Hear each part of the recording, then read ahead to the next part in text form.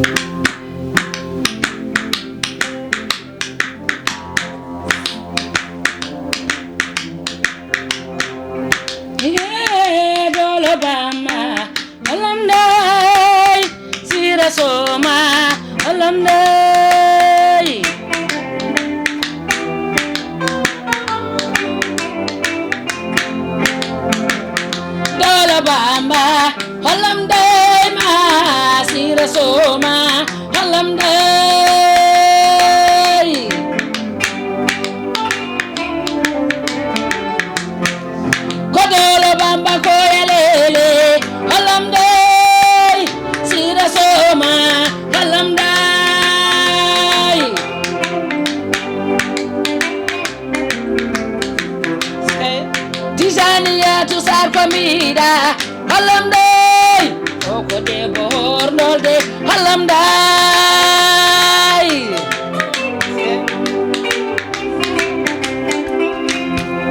kudolo bamba ko yalele halamday ma sira soma halamday ma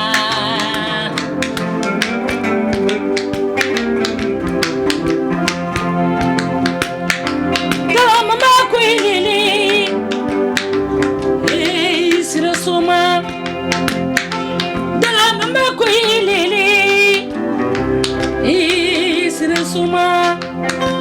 dulo bamba kuilele sira soma kuilele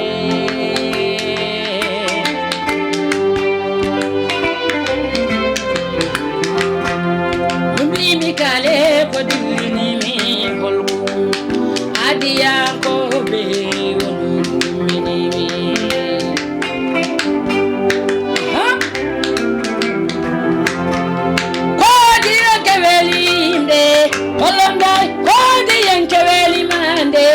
halamday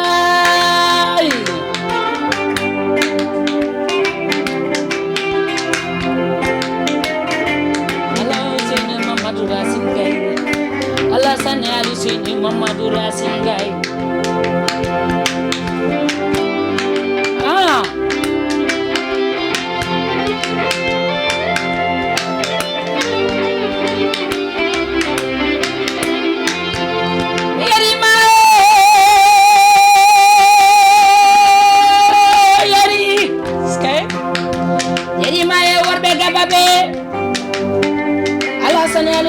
Mamadou Racine Gaye jarama yerima yo kaadi yenke ko adi yenke welimde natana mama si sawande yerima yo ya masi sawande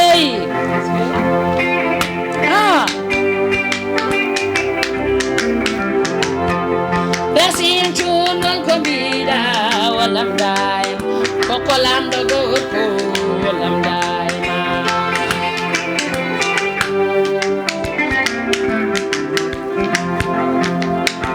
Baule samba baila Cheboja madam si Mami anu wadu gudande mayo Pate si sawande ko bida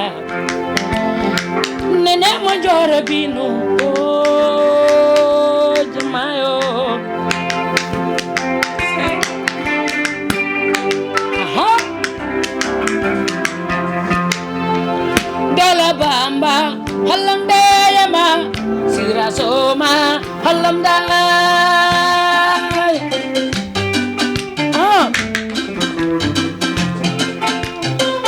galabamba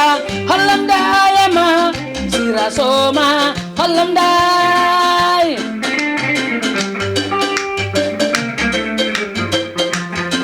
ko dala bamba ko yalele halam dai ma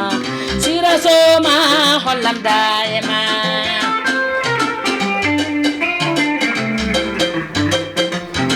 ko dala bamba ko yalele halam dai ma sira soma halam dai ma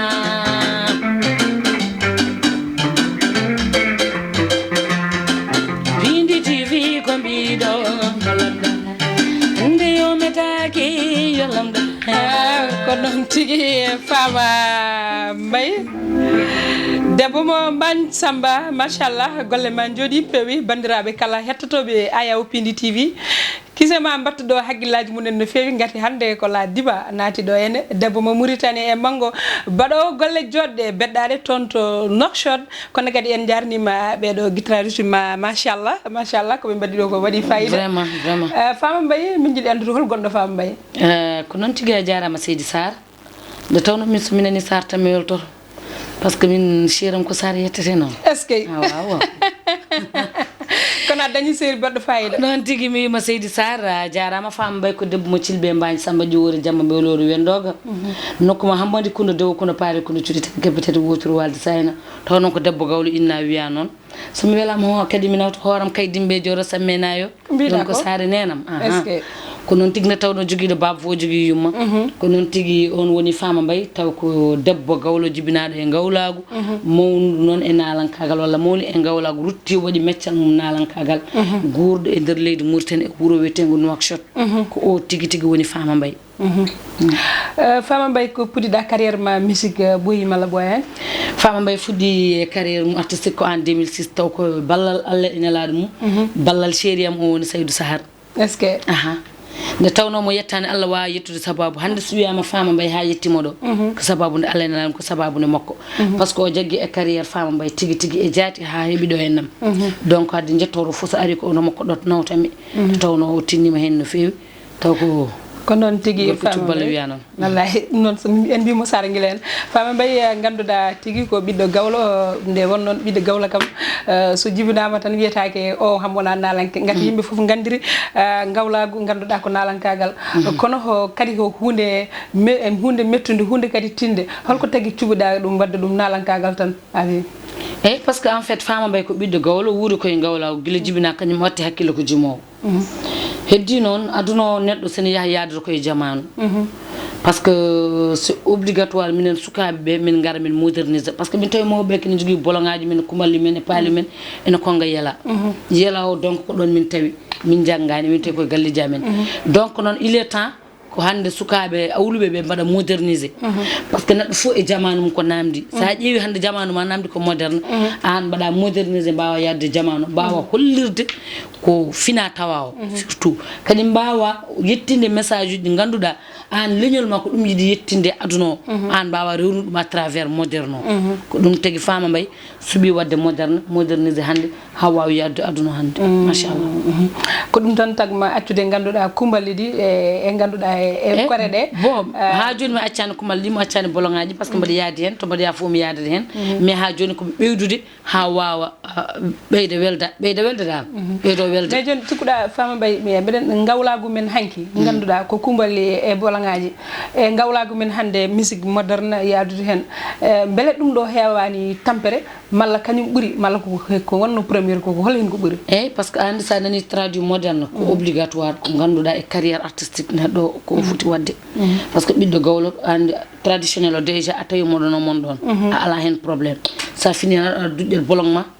walla humbalduma gona yimde kono sa yi aɗa waɗa moderne ha wawde yawde jamanu ala hay tempére wotere par ce que neɗɗo ko jiɗɗa ko e yidde weltinde yimɓeɓe neɗɗo o tulni fof wawa weltanade ko mbatta ko donc an a yiyata ɗon tempére hay sen waɗi tempére tant que yimɓe ne belto tan an alanama tempére minen hay basi goto alanamin hen ko noon tigui ha joni eɗen jaada e Fama Mbaye debbo mo Mbane Thiamba en beltinima Rougui Sall série Kaw Abou no gowɗen wiide ni mbaɗɗo sababu tigui jonde ɗo Fama Mbaye o en beltinima no fewi nde wonnoon ko debbo cuballo mo wona haside nde wonnoon so neɗɗo moƴƴi hay enɗam mum mantan ɗum minen komin subalɓe kono makko kono min mantamo par ce que hamin gandi o wona haside e ko noon tigui beltonde ɗen kadi bandiraɓe men wowɓe hettade Ayaw Pindi TV eɗen batti haqqillaji mumen e Pindi TV wonɓe caggal leydi hono nenam Oumou Sall ganduɗa ene watti haqqille mum e Pindi TV no fewi e bandiraɓe kala ganduɗa yeɓoɓe ha joni jaada tan koye Fama Mbaye o hokken morso goɗɗo kadi garten hen ko noon tigui ɗo kalda Rougui Sall ɗo ko Billal Birama wi garaɓe ngewa sorta he gaari aɗa andi ɓe mbima ari debbo nafani so ari gorko tan ko koccannoɗo paɗi guiƴu men wona gonga alhamdulillah rabbil alamin kanko noon Allah dandimo hen woni Billal Birama wi garaɓe ngewa sorta he gaari ɗo galle Abou Diop ɗo kadi ari ɓeydi galle Abou Diop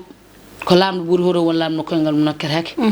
hol bawɗo yide debbo gawlo taw wawa ɓornude ɗum gonga wutto o nanoɗa jooɗi ne fadama araɓe naw ɗum nokkede tawnoma andi Fama Mbaye koye programme woni kadi programme en gartoyta hen tigi men gara hen ko joni joni o waɗayam wutta molnade Allah no wonde pucci ɗum no wonde paɗe muɗum mbiyam kadi albarka ko lamɗo ɓuuri hoto woni jiɗɗo Fama Mbaye ha woni gonga taw sababu noon ko sababu nde kande so debbo cuballo wiyete noon debbo mo kay dimɓe jooɗo sammenayo ɗum noon joni joni o tan naaten morso mbawani weltinde bandiraɓe hal morso mo dokkata yimɓe joni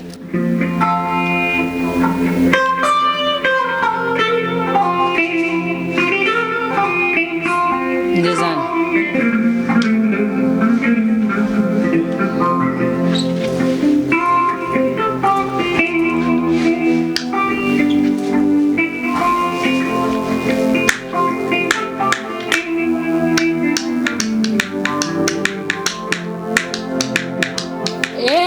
mali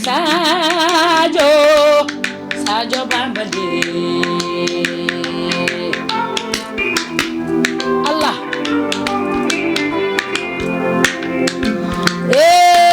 mali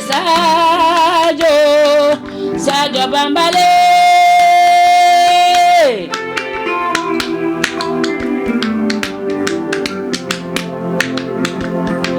ayo yeri mayo omo yarani debe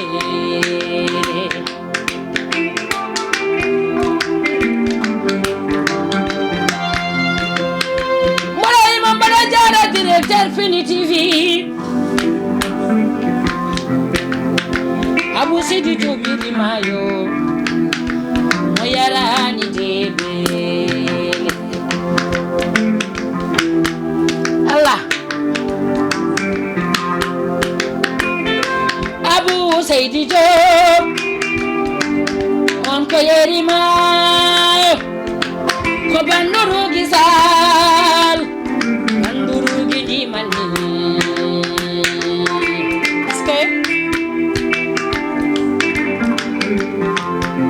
ko diyanke wilimde Abou Diop hadiyanke wedi manni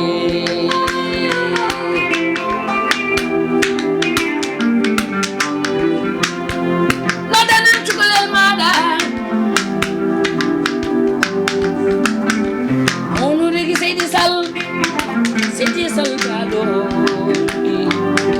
ko jema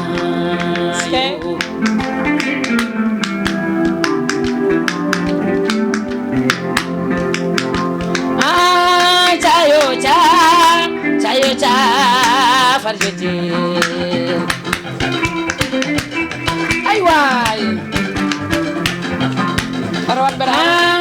chayo cha farjete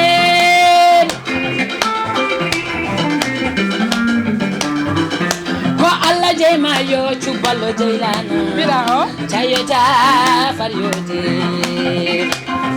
Ay aha Jabo Seyidija Jawa Dambasi Okamida Baule Samba Yaro Baila Jemayo Jimani Ay aha Mbolo Seydina Borom États-Unis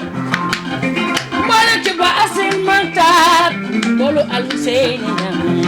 Ñam Wow wow Kale mo ñimani mo yomo manani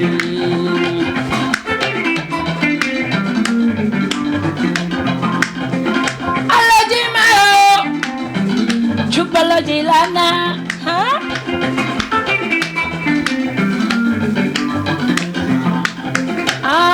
Chayo cha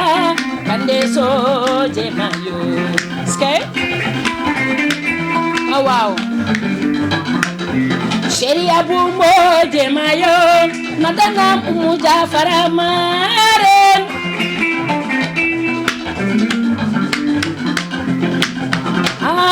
chayo cha faryoje oh wow Aja haju jemayo Aja haju mimi jemayo Nadana Kole sar jemayo Skay Chayo cha faryoje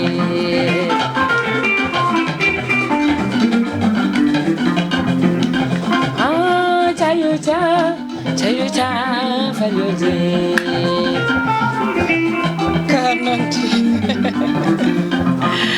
konon tigi fambay Chayo cha faryoje sa yimidim tan miijo hotata koye cubalagal ɗum noon min beltima en tant que minen jeyɓe maayo ngo minen taniraɓe Penda Sarr to Ngawle ko minen jeeyi maayo ɗum noon min beltime morceau he no feewi kono faryoje holko haalata haalata ko hakkude Gawlo e maayo hakkude Gawlo e ganduɗa e laana e cubalagal holko addi morceau faryoje eyi aɗa andi goto fof no waɗi ko renirta hoore mum Gawlo no so naati e maayo ko ɗum renirta hoore mum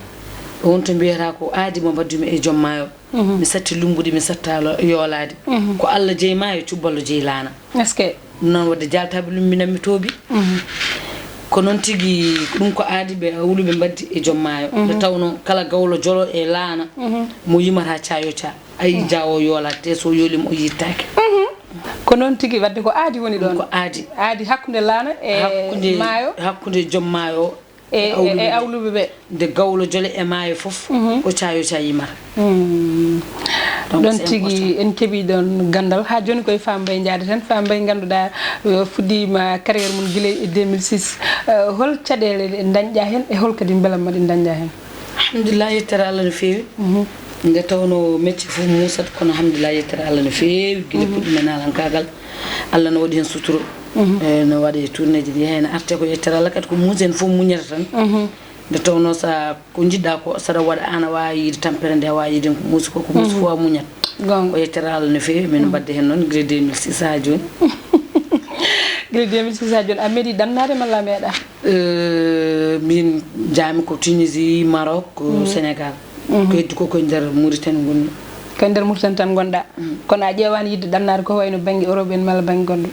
bon artiste kam ƴewata yaade ko wonɓe toon noddata joomum haajuji ma ni an programme uji ma dokkatama taw wiiɗa aɗa yaade yilo yidde yaade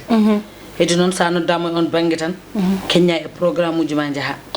eyo donc noon nan ɗon tan Fama Mbaye ko fuutanke ɓiɗɗo fuutanke beele aɗa yewti Fouta malla a yewtani Fouta pijirloji ma Fouta timmi par ce que minen min mbaɗat tourné ji Fouta tout le temps min jahat min noddete groupe Foutaji min jaaha Foutaji Mauritanie ɗino min keewi yaade Foutaji Sénégal ɗi ko saaha samma ñalande tawno maaje ɗe des fois tatuɓolngol ɗe ndesa musde woni période aji mais noon ko partout min jahat minen Mauritanie e Sénégal fof foti amen to min nodda fof min jahat minen komin fuurankoɓe to fuurankoɓe noddumi wuro ma Bagne Samba Daw ɗon tigi aɗa waɗa ɗon ganduɗa pijirloji baɗɗi fayida malla ko nde tawno ɓen kadi ko ɓen cembini Fama Mbaye ha yettiɗo par ce que mbaji min mbaɗi toon concert aji ko wona goo wona ɗiɗi wona tati par ce que min jogui association ngaji nan toon ɗi ganduɗa saaha fo eɓe jiiɗa Fama Mbaye ara waɗanaɓe soirée ji baɗi noon nde tawno ɓe mbima sa woni nalanka ko wuuro ma addoto ɓamtudema leydi ma ɓamtuma yiɗɓe maɗa e sehilaɓe ma ɓamtuma ha keddiɗo ara wawa jaggude hen vraiment kadi minen mi ruttat teddugal ngal ɓiɓɓe mbawi ñaɓde ɓe mbawi wonde foof nde tawno kamɓene ɓe nangue e nalankagal Fama Mbaye tigi ko noon tigi Fama Mbaye debbo mo Bañ Samba ko on tigi jaadaten en beltinima kadi bandiraɓe men wattuɓe haqqillaji e Pindi TV ko wayno Houlé Mody Sow en foof ne ketti en no fewi ko wayno Lamine Dia Almoudo Thiarno Samassa ene hetti ne watti haqqille e yewtere he bandiraɓe kala ene batti yewtere ene batti haqqillaji munen e yewtere men Pindi TV ɗum noon ha joni jaadaten tan kadi koye Fama Mbaye o hokke en morceau goɗɗo mbawen kadi jokkude yewtere men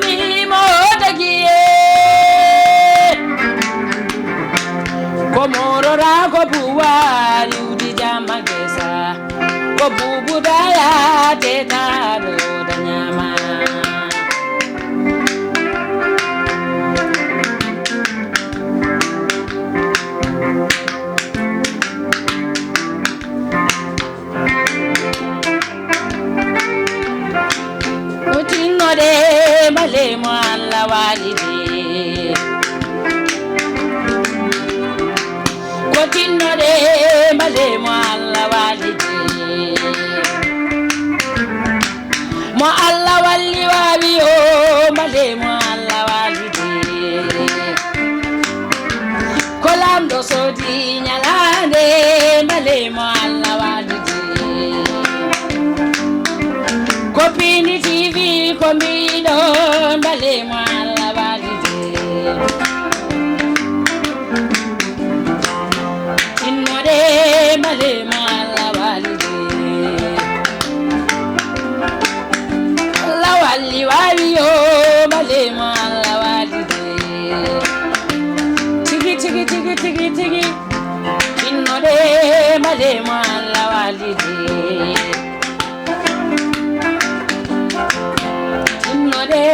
alemo alla walide otami aldana woliyo alemo alla walide ole sire demba doroba alemo alla walide bode bobamba dolele alemo alla walide madam bengengi mani alemo alla walide alla walli wawiyo alemo alla walide sinnode alemo alla walide ko noon tigi Fama Mbaye golle ma jooɗi peewi Fama Mbaye ha joni ganduɗa ko jogorɗo wadde golle mawɗe laftude toon to Nouakchott woni anniversaire makko mo jogori wadde kalna hen yimɓe seeɗa fandare ma e anniversaire ma ko noon tiga jarama Tidianiyatou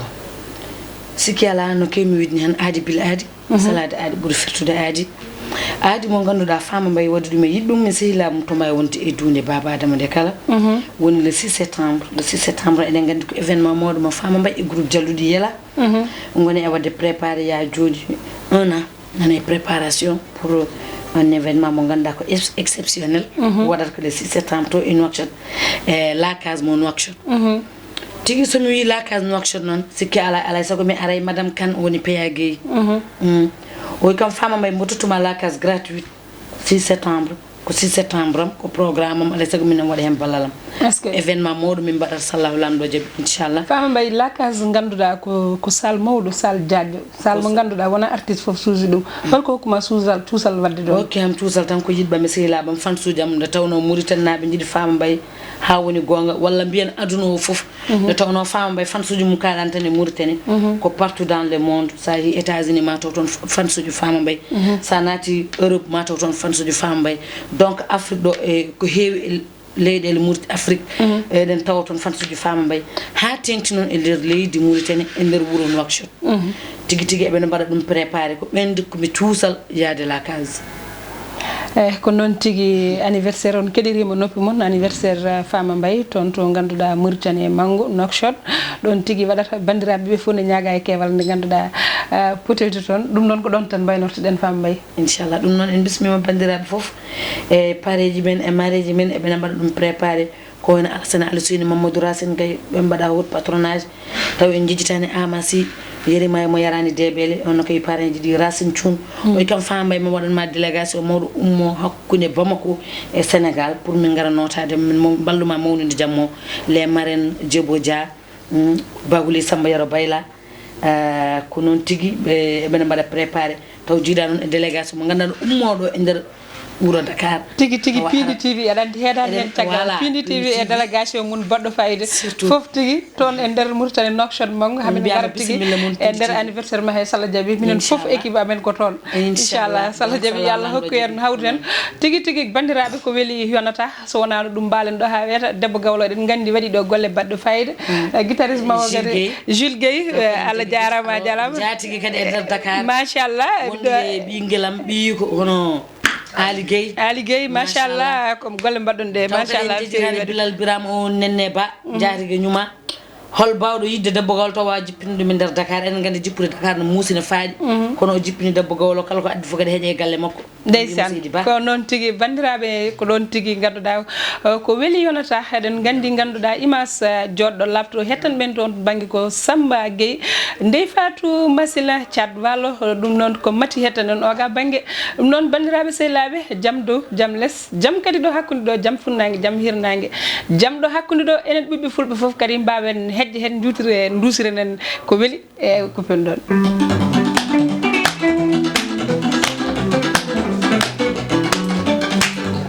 wow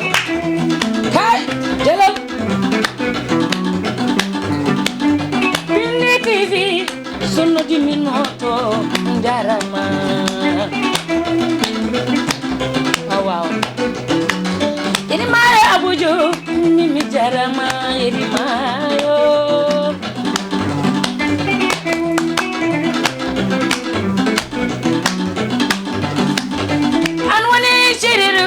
sal jarama non tigi adiyanke